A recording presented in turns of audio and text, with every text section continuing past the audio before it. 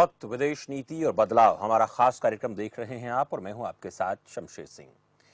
हमारा देश शांति प्रिय देश है और हमारा हमेशा से मकसद रहा है कि पूरी दुनिया में शांति की स्थापना हो, पारस्परिक वैर भाव खत्म हो, भेदभाव खत्म हो, राष्ट्रों के मध्य न्याय और सम्मान पूर्वक संबंधों को बनाए रखने की कोशिश, राज्य अंतर्राष्ट्रीय कानूनों और संधियों का सम्मान करना, ये भारत की परंपरा रही है। भारत ने सभी देशों से मित्रता बनाए रखने की कोशिश की है, लेकिन इस कोशिश से हमें मिला क्या, ये बड़ा सवाल है।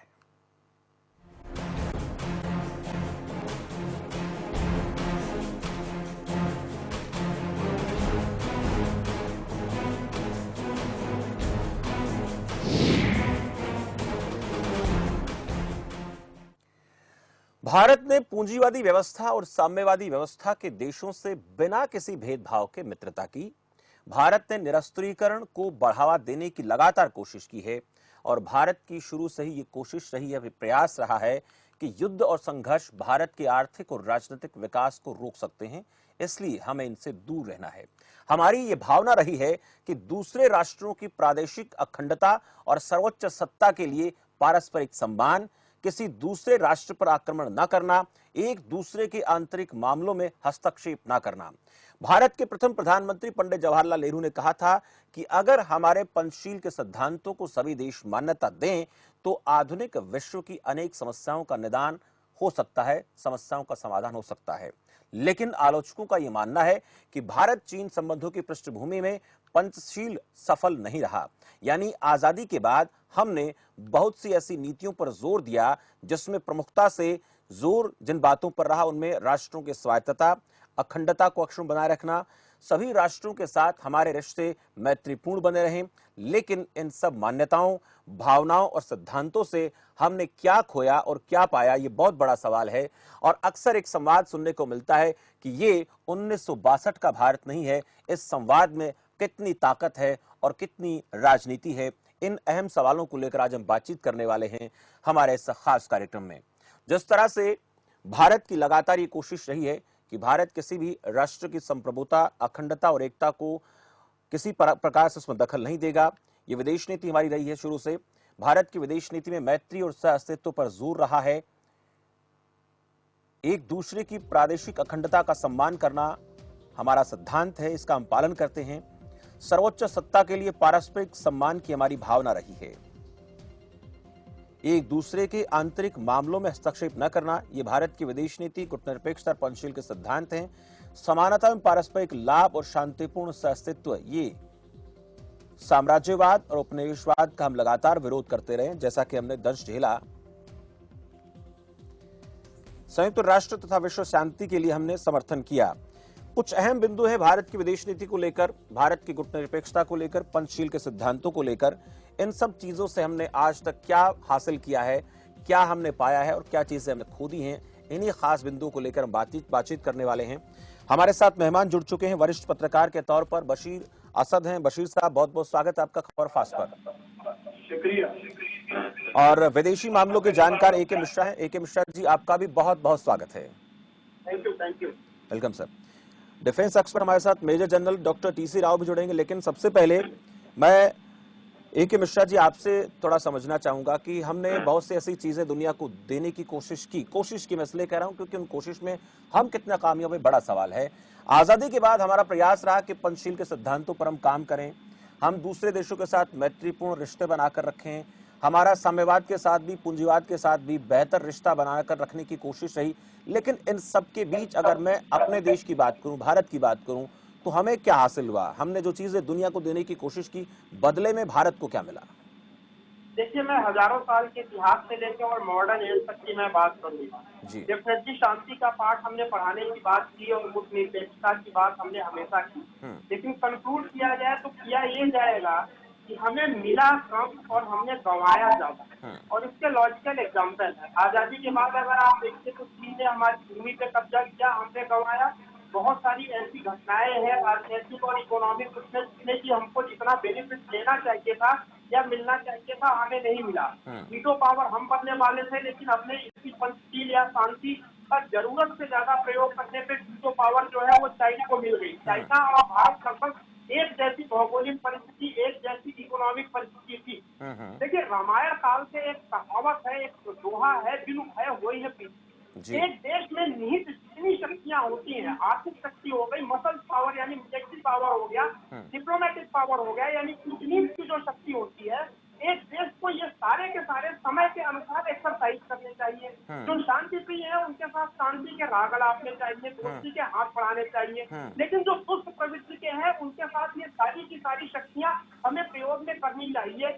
सुख ये है कि हम शांति की बात करते रहे और हमारे पड़ोसी देश और दुनिया के दूसरे देश क्रांति की बात करते रहे, भारत में ही विद्रोह और क्रांति की बात करते रहे। तो शांति और क्रांति का दोनों समुचित प्रयोग होना चाहिए। अगर आपको अपना अस्तित्व कायम रखना है, ये प्रकृति का नियम है, survival of the fittest. Otherwise केवल शांति का राग अलापते रहने से आप हमेशा लॉस में रहेंगे। और एक सबसे इम्पोर्टेंट चीज बताऊं, 2014 के बाद शांति और क्रांति दोनों चीजों की बातें हो रही हैं, दोनों चीजें पैरेलल चल रही हैं। ठीक है भाई, अगर आप शांति में विश्वास करते हैं तो आपका स्वागत है, अगर आप मसल पावर में विश्वास करते हैं तो उस तरीके से भी आपका स्वागत है। मेहमानों का स्वागत हम हर तरीके से करने के लिए तैयार हैं और सही रास्ते पे भारत की जो पुरातन परंपरा रही है, जो डिप्लोमेटिक विजन इंडिया का रहा है, सिर्फ डिप्लोमेटिक विजन से चल के प्रैक्टिस करके इंडिया कभी विश्व गुरु बना था, आज वो फिर से इम्प्लीमेंट हो रहा है। ठीक है, कुछ प्रॉब्लम्स आपको अभी प्राइमा फेसी दिख रहे हैं, लेकिन धीरे धीरे करके ये चीजें दूर हो जाएंगी और इसके रिजल्ट बहुत फेवर में आएंगे। बिल्कुल बशीर साहब, जैसे हमने कोशिश की लगातार कि चाहे वो साम्यवादी राष्ट्र रहे हों, चाहे वो पूंजीवादी राष्ट्र रहे हों, सबके साथ हमने मैत्री बनाकर रखने की कोशिश की, आजादी के बाद से लेकर आज तक की मैं बात करूं। लेकिन जब हमारे साथ सुदृढ़ता के साथ किसी भी राष्ट्र के खड़े होने की बारी आती है, हमारे साथ मित्रवत व्यवहार करने की बारी आती है, तो ऐसा लगता है कि हमने सबके साथ दोस्ती की, लेकिन हमारे साथ किसी ने बेहतर रिश्ते बनाने की कोशिश नहीं की, सिर्फ अपने स्वार्थ के सिवा कि हमें वो हथियार सप्लाई करें, हमें वो तकनीक दें, लेकिन बदले में मोटा पैसा हमसे लें। क्या ये बात आज भी लागू होती है जब से हम आजाद हुए हैं? देखिए साहब, एक्चुअली पॉलिटिक्स जो है वो शिफ्ट हो रही है राष्ट्रवाद की। बशीर साहब, कुछ ऑडियो में थोड़ी दिक्कत आ रही है, आपके पास आऊंगा। थोड़ी सी टेक्निकल दिक्कत है, वो हम चाहेंगे कि हमारे जो लोग हैं टेक्निकल लोग उसको ठीक करेंगे। हमारे साथ defence expert major general doctor TC Rao भी जुड़ गए हैं। टीसी राव साहब, बहुत बहुत स्वागत आपका खबर फास्ट पर। Thank you sir, thank you very much. General साहब, एक बात ये कि हम बात करते हैं भारतीय सेना की ताकत की। भारतीय सेना की ताकत से किसी को कोई आपत्ति नहीं है कि भारत की सेना बहुत ताकतवर है और दुनिया के तमाम बड़े राष्ट्र ये सोचते हैं कि अगर हमें भारतीय सेना की ताकत मिल जाए तो हम कुछ भी हासिल कर सकते हैं। लेकिन इच्छा शक्ति की जब बात आती है, उनको स्वतंत्र छोड़ने की बात आती है, उनको हथियार, उनको तकनीक देने की बात आती है, तब हम पिछड़ जाते हैं। तो हमारी सेना को बहुत ज्यादा ताकतवर करने के लिए जिस तकनीक की आज बात हो रही है, उस पर पहले कितना काम हुआ और आज कहां देखते हैं उस सेना को जिसको तकनीक चाहिए? देखो, भारतीय सेना समय समय पर प्रूव करती आई है।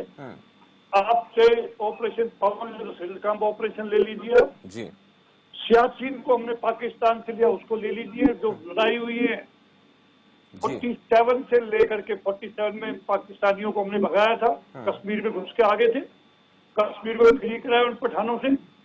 अब उसके बाद में 62 में चाइना के साथ में जो धोखे से किया था, हमारी सरकार की हार में मान सकता हूँ, लेकिन सेना जीतती थी उसमें। हमारा सैनिक जीतता था 62 में भी, जब इनके पास कोई हथियार नहीं थे। उसके बाद में सेना को मॉडर्नाइज किया गवर्नमेंट ऑफ, जो भी गवर्नमेंट वहां आई सेंटर में, उन्होंने जरूरत महसूस की, वेपन, उन्होंने एयर पावर, नावल पावर, तीनों ध्यान दिया। उसके बाद में 71 की लड़ाई हुई, उसमें प्रूव कर दिया पूरी दुनिया को। हमने, हमारी तीनों सेनाओं ने हिस्सा लिया 71 के ऑपरेशन में, जल सेना ने भी, वायु सेना ने भी और थल सेना ने भी, और बहुत बड़ा पराक्रम दिखाया था। 93,000 पाकिस्तानियों को सरेंडर करवाया था, पाकिस्तान के 2 हिस्से किए थे जी। उसके बाद में कारगिल का आपने देखा। सर, मेरा रैंक कमेंट करना, मैं मेजर डॉक्टर टीसी राव हूँ, मेजर जनरल नहीं, वो गलत से टाइप हो गया जी, मेजर को करेक्ट कर देना जी। बिल्कुल। उसके बाद में सर आपने देखा हमने कैसे दुनिया का हाईएस्ट बैटलफील्ड सियाचिन ग्लेशियर, उस पर हमारी सेना रुकी हुई है। बिल्कुल कितना वहाँ का एनवायरमेंट क्या है, वहाँ का तापमान कितना है, -40 डिग्री। अब बात आई है गलवान घाटी में, कुमार में कई बार प्रॉब्लम्स हुई है, डोकलाम में हुई। चाइना तो 1959 से चाइना ने हमारे साथ में डिफीट का काम किया है, हमेशा हमें धोखा दिया है। लेकिन गलवान घाटी में आपने देखा, डोकलाम में हम 1 इंच पीछे नहीं हटे।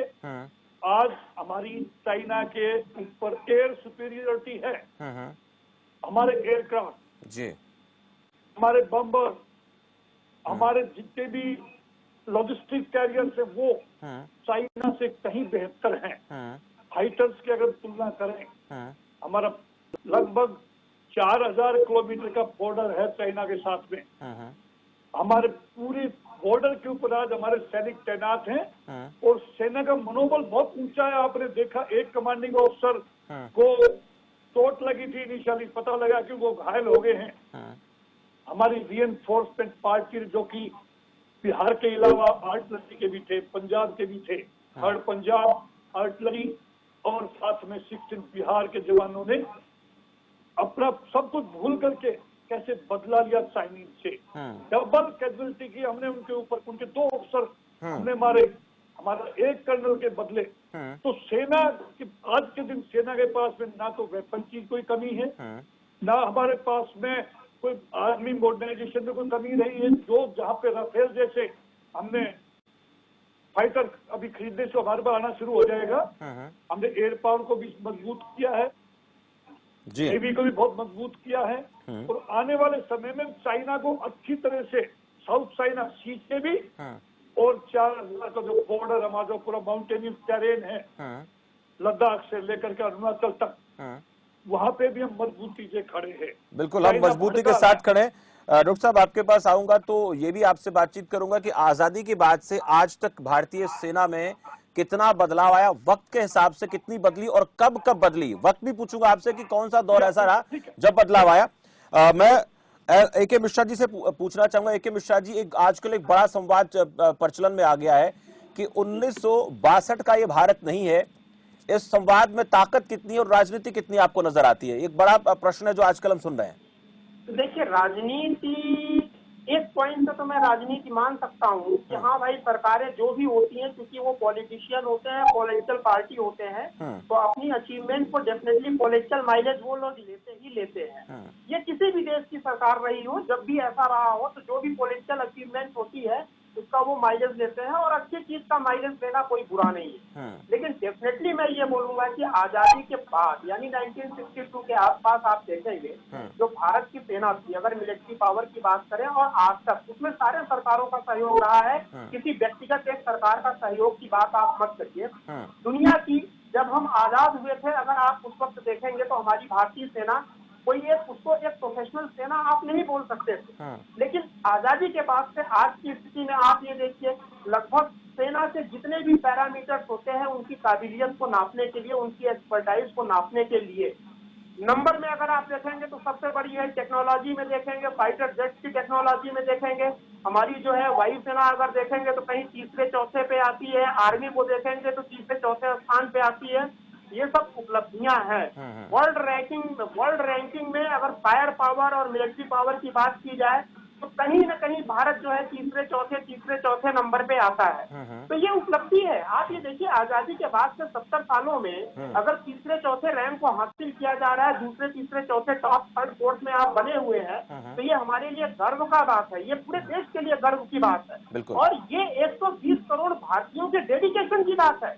ये हमारे जेनेटिक्स की बात है कि हजारों साल का जो हमारा इतिहास रहा है, जो हमारा कैरेक्टर रहा है युद्ध के मामले में, हम उसको फिर से अतीत करने जा रहे हैं। ठीक है, मध्ययुगीन एज में देखा जाए तो इसमें कुछ डिस्ट्रक्शन हुआ था, हमारी सेनाएं कमजोर हो गई थी, गुलामी के दौर से भी हम गुजरे हैं। लेकिन जहां हम 200,000 साल की गुलामी से हम गुजरे हैं, 70 सालों में उसको रीगेन कर लेना, ये अपने आप में बहुत बड़ी अचीवमेंट है। और फर्स्ट सैल्यूट मैं दूंगा अपने देश की 120 करोड़ की जनता को दूंगा, उनके विल को। देखिए, सेना में सबसे इंपॉर्टेंट होते हैं सैनिक, मैन, जो हमारे जवान हैं, उसको कौन पैदा करता है? है। भाई मशीन और हथियार तो हम बाहर से खरीद लेंगे, लेकिन सैनिकों को तो भाड़े पे नहीं ले सकते हैं ना, दूसरों से नहीं।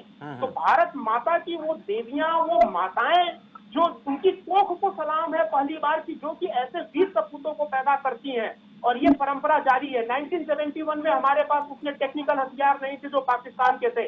ये भारत माता, भारतीय स्त्रियों की ये कोख जो शिवाजी को पैदा करती है, महाराणा प्रताप को पैदा करती है, वो परंपरा आज भी जारी है। यहाँ पे ऐसे वीर सपूतों को पैदा करती हैं। बिल्कुल, अभी डोकलाम में 300 लोगों ने जो है 300 लोगों की हड्डियां तोड़ी हैं।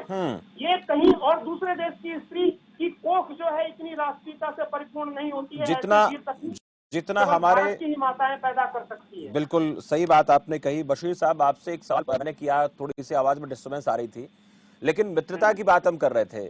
जिस तरह से हमारे जो अन्य मुल्कों के साथ मैत्रीपूर्ण रिश्ते हमने बनाए, बहुत कोशिश की हमने, चाहे वो अमेरिका के साथ बात करें, चाहे हमने चाइना के साथ पंचशील के सिद्धांत की बात हमने की, दुनिया के तमाम देशों के साथ हमने बातचीत की, रशिया के साथ हमने अच्छे रिश्ते बनाने की कोशिश की, लेकिन जब हमें किसी मित्र के सपोर्ट की, सहयोग की जरूरत पड़ती है तो हम कहाँ खड़े हैं? हमारा मित्र कौन इसमें नजर आता? मित्र है या फिर उसके पीछे भी कोई ना कोई बड़ा स्वार्थ उनका है?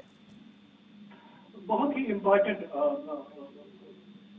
सवाल है, बहुत ही इम्पोर्टेंट क्वेश्चन है जी। लेकिन मैं आपसे कहूँ जनाब, जो हमारी ना पंचशील की परंपरा है और जो सिद्धांत है, या जो हमारा पहले जब हम नॉन अलाइनमेंट मूवमेंट हम उसकी रहबरी कर रहे थे, उसको चला रहे थे, और उस वक्त दुनिया के देशों के साथ रिश्ते नीतियों के बुनियाद पे बनते थे। आज फॉर्चुनेटली या नॉट फॉर्चुनेटली मुझे ये पता नहीं है, आज पर्सनल केमिस्ट्रीज की बुनियाद पे ना रिश्ते बन जाते हैं। आपकी पर्सनल केमिस्ट्री दुनिया के किस लीडर से मिलती है, आपकी फ्रीक्वेंसी किससे मिलती है, उसके साथ हमारा रिश्ता हम जोड़ने की कोशिश करते हैं। कहीं ना कहीं शायद वो जो हमारी नीतियां थी उनके ऊपर हम कंप्रोमाइज कर रहे हैं। लेट्स बी ऑनेस्ट, ये पहला प्रश्न है। दूसरी चीज मैं आपसे बताऊं सर, इस वक्त की ग्लोबल पॉलिटिक्स की दिशा नेशनलिज्म की तरफ बढ़ रही है, और नेशनलिज्म में आपकी जो खारिजी पॉलिसी होती थी वो कहीं ना कहीं कंप्रोमाइज हो रही है। ये हमारे देश के लिए ही पर्टिकुलर नहीं है, ये तकरीबन ग्लोबली देखा जा रहा है, इस वक्त दिखा जा रहा है। अमेरिका भी ऐसा ही कर रहा है, चीन भी ऐसा ही कर रहा है, तुर्की ऐसा कर रहा है। तुर्की में एक वक्त था, एक जमाना था जब बहुत ही ज्यादा करीबी रिश्ते हमारे उनके साथ थे, लेकिन वहां पे भी नेशनलिज्म, अल्ट्रा नेशनलिज्म घुस गया है, और इसलिए हमारे रिश्ते उनके साथ बेहतर नहीं है। मलेशिया के साथ भी यही हाल है, दूसरे देशों के साथ भी यही हाल है।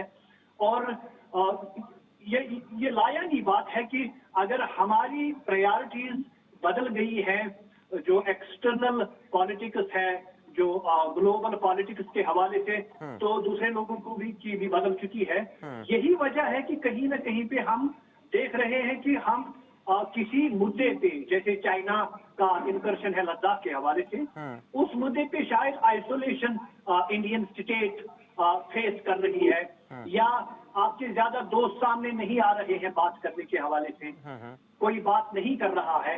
आज तक हजारों ऐसे लैंड ये जो बॉर्डर सिकर्मिशेस हैं, बॉर्डर इंकर्शन हैं, जहां पे हमारे दोस्तों ने, फिर बाहरी दुनिया में जो दोस्त रहते हैं, उन्होंने इधर बात की उधर बात की और मामलों को सुलझाया। लेकिन इस वक्त कोई शायद इस तरह से भी सामने आने के लिए तैयार नहीं है। बारिश जिसके इसमें वजह क्या दिखती है आपको बशीर साहब? इसमें वजह क्या नजर आती है कि कोई सामने आने के लिए तैयार नहीं है?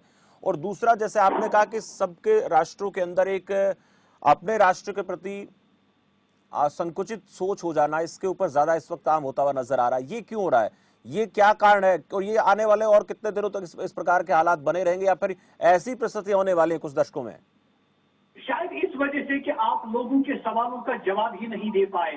मतलब जो पहले हमारे पास न लिबरल क्लास हुआ करता था, या जो रूलिंग क्लास हुआ करता था, जिनकी नीतियां बड़ी खूबसूरत दिख रही थी, लेकिन अपने लोगों के सवालात का वो जवाब नहीं दे पाए, अपने लोगों के इश्यूज को वो एड्रेस एड्रेस नहीं कर पाए। इसी वजह से इस वक्त जो ये ग्लोबल शिफ्ट लग रहा है, ये सिर्फ और सिर्फ इसी कारण से है कि मैं आपके इश्यूज को एड्रेस नहीं कर पाया। इस वजह से ग्लोबल शिफ्ट हो रहा है पॉलिटिक्स में, नेशनलिज्म टेक ओवर कर रहा है और लोगों को लग रहा है कि शायद ना इसी में सारी चीजों की नजात है। It will continue for the time being, जब तक कि शायद इस किस्म के सेटअप से भी और इस किस्म के सिस्टम से भी लोगों की जो उम्मीदें हैं वो वहां से कम हो जाए और अल्टरनेटिव्स की तरफ लोग फिर ये जो ग्लोबलाइजेशन की अवधारणा है, इस पे अब प्रश्न चिन्ह लग जाएगा क्या, ये पूछूंगा आपसे बशीर साहब। आखिर में एक सवाल करूंगा आपसे, उससे पहले मैं डॉक्टर टीसी राव जी से बात कर रहा था। टीसी राव जी, सेना की ताकत को लेकर बात हो रही है, आजादी की बात से अब तक की बात करूं, पड़ाव की, तो थोड़े थोड़े शब्दों में बताएंगे आप जरा कि हमारी सेना में जो बदलाव आए हैं वो कैसे कैसे पड़ाव से गुजरते हुए और आज हम कहाँ खड़े हुए नजर आते हैं? देखो, 1947 के बाद में हमारी प्रायोरिटीज कुछ अलग थी। हमें नहीं भरोसा था कि चाइना हम पे धोखा करेगा। चाइना बात सब में हम सब लोग उस टाइम पे इंडस्ट्रियलाइजेशन, हमारी PSU सब बंद करके आई। हमारे भारत सरकार चाहती थी हम आर्थिक रूप से मजबूत हो जाएं। बैंकिंग के ऊपर, इंडस्ट्रीज के ऊपर हमारा ध्यान था। आर्मी पे, प्रोक्योरमेंट पे, मॉडर्नाइजेशन पे ध्यान नहीं था। लेकिन 62 की लड़ाई ने हमें चौकन्ना कर दिया। उसके बाद भारतीय सेना के ऊपर गवर्नमेंट ऑफ इंडिया ने स्ट्रेंथ भी बढ़ाई। उसके बाद वेपन्स भी हमने रशिया से जो बेस्ट वेपन थे इस दुनिया में, वो हमने अपनी आर्मी के लिए, आर्मी में देखा टैंक्स, गन्स, बफोर्स जैसी गन्स हम लेकर के आए। अब आज से 25 साल 30 साल पहले उसके बाद में हमने अपनी एयर पावर को भी मजबूत किया, नए नए एयरक्राफ्ट लेकर के आए। आज के राफेल का कोई मैच नहीं है दुनिया के अंदर, वो हम एक्वायर कर रहे हैं। हमने उस टाइम पे अटैक हेलीकॉप्टर्स भी अभी रिसेंटली हमने इंडक्ट किए हैं। नेवी के भी हमने अपनी फ्रिगेट से लेकर के सबमरीन, हमारे जो शिप्स हैं, एक एक करके हमारे जो एयरक्राफ्ट को कैरी करते थे, लॉन्चिंग पैड है जिनके ऊपर, वो हमने अपने मॉडर्नाइज किए। हमने सेना की स्ट्रेंथ भी हमने की। हमारे पैरामिलिट्री फोर्सेज भी इंटरनल सिक्योरिटी के लिए उस पर भी ध्यान दिया, उनको भी वही वेपन देने की कोशिश की। हमारी सेना पिछले 30-31 साल से कश्मीर के अंदर इतना लंबा युद्ध लड़ रही है उन उग्रवादियों से। बिल्कुल, कहीं ना कहीं हमारे जवान को भी बहुत मोटिवेशन मिला है भारतीय। ये कह सकते हैं कि ये जब 62 में हमें लगा कि हमारी सेना को और ज्यादा ताकतवर होना जरूरी है, उसके बाद ये काम शुरू है और अब तक लगातार हो रहे हैं। मैं मिश्रा जी आपसे पूछना चाहूंगा कि हमने शुरू में क्या इस बात में थोड़ा सा हमारा ध्यान नहीं चला गया, हमने ध्यान नहीं दिया कि हमें सेना के ऊपर काम करना चाहिए, तकनीक पर काम करना चाहिए, क्योंकि हम अगर गुट निरपेक्षता की नीति के अलावा किसी गुट के साथ खड़े हो जाते, जैसे कि और तमाम राष्ट्र खड़े नजर आए, अगर हम किसी गुट के साथ खड़े हो जाते तो क्या हालात पहले बदल सकते थे और हमें जो 62 में जिस तरह से नुकसान हुआ वो उस नुकसान से हम बच सकते थे? देखिए, मैं आपको बताऊं, निरपेक्ष होना ये तो दुनिया में संभव ही नहीं है। सापेक्षता का सिद्धांत जो आइंस्टीन ने किया है, या तो आप सापेक्ष हो, यानी कि either you are a friend or you are foe, या तो आप मित्र हो या दुश्मन, आप निरपेक्ष नहीं रह सकते हैं पहली।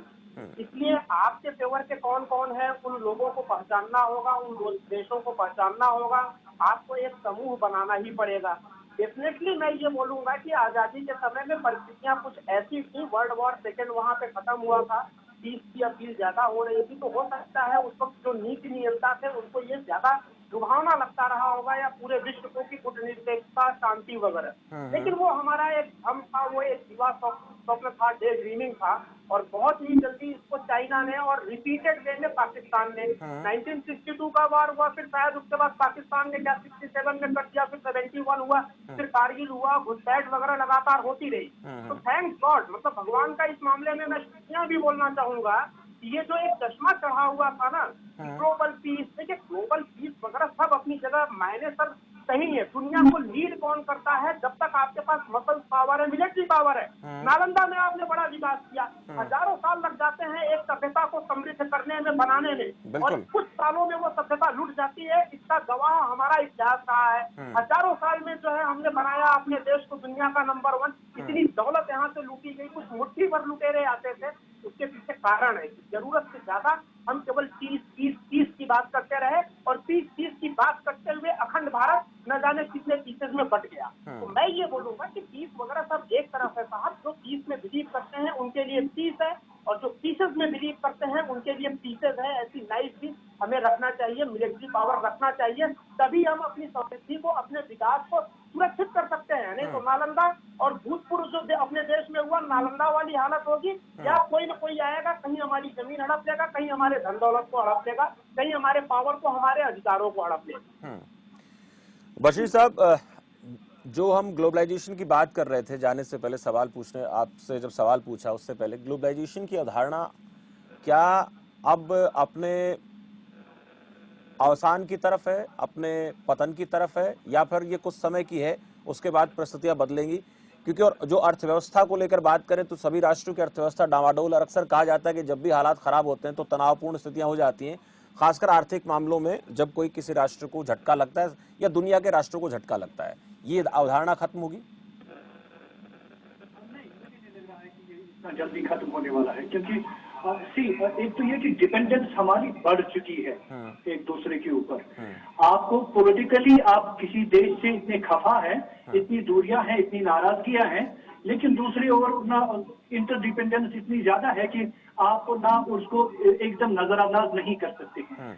इसलिए शायद ये चीज रहने वाली है। हाँ, एक चीज है जिससे हम कहते हैं कि सेल्फ रिलायंस या सेल्फ सफिशिएंसी की तरफ शायद दुनिया के मुल्कों का रुझान बढ़ रहा है, क्योंकि आप देख रहे हैं कि एक्सप्लॉयटेशन और ब्लैकमेल की पॉलिटिक्स जो इस वक्त उरूज पर है पूरी दुनिया में, उसको जैसे हमारी जैसे डेवलपिंग कंट्रीज, इसको एड्रेस करने के लिए शायद सेल्फ रिलायंस और सेल्फ सफिशिएंसी की तरफ जो रुझान बढ़ रहा है, उसको शायद और ज्यादा उसके ऊपर तवज्जो देने की जरूरत है। तभी जाकर शायद आप ना, मतलब इट इज नॉट दैट कि आप सिर्फ मिलिटरीली अपने आप को एम्पावर कर रहे हैं, शायद उससे ज्यादा इम्पोर्टेंट ये है कि आपका इकोनॉमिक एम्पावरमेंट कैसा है, आपकी इकोनॉमिक परिस्थिति कैसी है, आप उसको कैसे इम्प्रूव कर रहे हैं। ये शायद ये सवाल सिर्फ हमारे सामने ही नहीं है, ये शायद जो डेवलपिंग वर्ल्ड है, उनकी थर्ड वर्ल्ड है, उनके पास ये सवाल ऑलरेडी उनको परेशान कर रहा है कि किस तरीके से एक्सप्लॉयटेशन और ब्लैकमेल की पॉलिटिक्स से निजात मिले और किस तरीके से सेल्फ सफिशिएंसी और सेल्फ रिलायंस की तरफ तवज्जो बढ़ जाए। यही एक शायद एक लक्ष्य है जिसको लेकर अगर आपकी हुकूमतें सीरियस हो, शायद आप ना ज्यादा ट्रेप नहीं हो जाएंगे आने वाले दिनों में, आने वाले सालों में। लेकिन इस वक्त की जो सूरत हाल है, जिससे कहते हैं ना कि जिसके पास रस्सी है भैंस उसी की है, फिलहाल ताकत का दबदबा है जिसके पास इतनी ज्यादा ताकत है। और आप देख लीजिएगा, it is not the military might, it is actually the economic ना situation of a particular country जो उसको इतना ज्यादा पावरफुल बना रही है। मैं अपने जो हमारे को पैनलिस्ट हैं, मैं उनकी बड़ी कदर करता हूं उनके व्यू पॉइंट का, लेकिन उनको भी शायद इस चीज की तरफ तवज्जो देने की जरूरत है कि मिलिट्री माइट से ज्यादा इस वक्त इकोनॉमिक माइट ही काम करती है, और वही शायद आपको अपर हैंड हर एक इशू में दे सकती है। बिल्कुल ऐसा ही कुछ प्रतीत हो रहा है। अमेरिका की बात करें, वो भी कोशिश में अर्थव्यवस्था पटरी पर रहे। रशिया की बात करें, उसकी भी कोशिश लगातार है कि वो भारत के साथ मित्रवत व्यवहार बना के रखे, भारत में हथियार सप्लाई कर सके, अपनी अर्थव्यवस्था को मजबूत कर सके। और इस चर्चा में जो अहम बातें निकलकर सामने आई कि पहले वाला भारत तो नहीं है, इसमें संदेह नहीं है, क्योंकि हमारी जो सेना है उसकी ताकत बढ़ी है, हमारी सेना की ताकत बढ़ी। लेकिन एक बात बशीर साहब ने कही, वो भी महत्वपूर्ण है कि उसके साथ साथ हमारी अर्थव्यवस्था को भी और ज्यादा मजबूत करने की जरूरत है, क्योंकि दोनों चीजों से अगर स्ट्रॉन्ग हम रहेंगे तो फिर किसी भी देश के साथ मुकाबला करने में सक्षम भी है, और कोई देश अगर आंख दिखाता भी है तो हम उसको आंख वापस दिखा भी सकते हैं। बहुत बहुत शुक्रिया आप सभी का हमारे साथ जुड़ने के लिए। बशीर साहब आपका बहुत बहुत शुक्रिया, मिश्रा जी आपका भी बहुत बहुत आभार, उसके साथ साथ टीसी राव जी आपका भी बहुत बहुत शुक्रिया। तो चर्चा बड़ी महत्वपूर्ण रही इस मुद्दे पर कि जो वक्त पहले था वो आज है कि नहीं, हमारी पहले की विदेश नीति थी उसमें आज कितने बदलाव आ गए हैं, और जो पहले जिस तरीके से हम पंचशील के सिद्धांतों पर काम कर रहे थे, हमारा गुटनिरपेक्षता का सिद्धांत था, उस सिद्धांत के चलते हमने धोखा भी खाया, और उस धोखे में सबसे ज्यादा हमारे लिए घातक साबित हुआ चाइना। और आज भी चाइना कहने के इसी प्रकार के प्रयास में रहता है कि भारत की जमीन को हड़प लिया जाए जब भी मौका मिले। लेकिन आज परिस्थितियां वैसी नहीं है, आज हालात वैसे नहीं है, क्योंकि उस वक्त हम पूरी तरीके से तैयार नहीं थे। 1962 के बाद जब हमारे ऊपर ये सब हुआ तो उसके बाद हमने अपनी सेना को भी ताकतवर किया, हमने हथियार भी उसी तरीके से हमने आजाद किए, हमने उनका आयात भी किया, हमने बनाए भी। लेकिन अभी भी भारत को और ज्यादा स्ट्रोंग होने की जरूरत है। सैन्य तौर पर मजबूत हैं, लेकिन तकनीकी रूप से और ज्यादा काम करने की जरूरत है। और जो हमारे देश में नई तकनीक विकसित होगी उससे हमारी सेना मजबूत बनेगी। और ये भी जरूरी है कि अगर हम जितने कम आयात हथियार बाहर के देशों से करेंगे तो उतनी हमारी इकोनॉमिक जो स्थिति है वो भी मजबूत होगी। तो हमें ये सारे काम करने पड़ेंगे, इकोनॉमिकली और सैन्य तौर पर, दोनों तौर पर मजबूत होना जरूरी है। तब सीमाओं की सुरक्षा तरीके से हो पाएगी। और दुनिया के जितने भी राष्ट्र हैं जो आज कहीं ना कहीं मौका प्रस्ती की तरफ अग्रसर हो रहे हैं, उनको भी लगेगा कि भारत को आप इग्नोर नहीं कर सकते, क्योंकि 21वीं सदी भारत की सदी होने वाली है। फिलहाल इस चर्चा में इतना ही, मुझे दीजिए इजाजत और आप देखते रहिए खबर फास्ट। नमस्कार।